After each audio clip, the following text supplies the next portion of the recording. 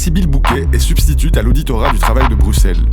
Elle nous reçoit dans son bureau situé place Poulart, vis-à-vis de l'imposant palais de justice, où les dossiers de fraude sociale et d'exploitation par le travail s'entassent pour former des piles instables.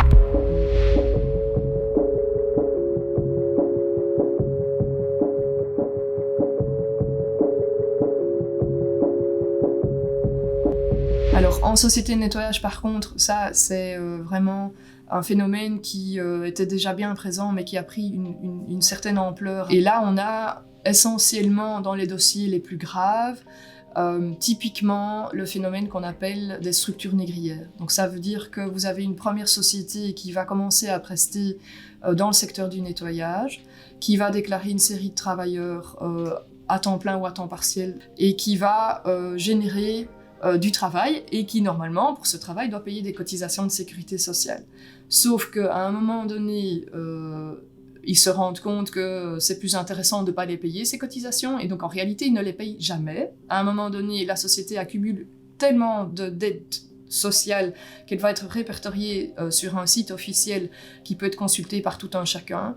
Et à partir de ce moment-là, la société va se dire « Oui, je suis connue sur ce site officiel et ça veut dire que toute personne qui fait appel à moi devra payer l'ONSS plutôt que moi-même. Je crée une nouvelle société et je recommence. Et je ne paye jamais mes cotisations de sécurité sociale. Et il faut environ, je dirais, pour pouvoir être rentable et pour pouvoir être fiché entre 9 et 12 mois. Donc ça peut aussi aller assez vite en prestations et donc en cotisations de sécurité sociale qui ne sont pas payées.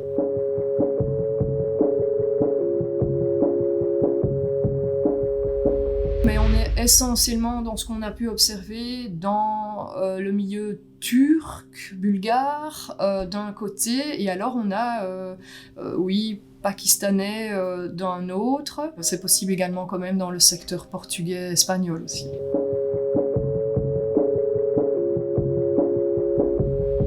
J'ai des dossiers où le jour où vous êtes répertorié officiellement comme entreprise qui ne paye pas ses cotisations de sécurité sociale sur le site, les travailleurs sont transférés dans la nouvelle société.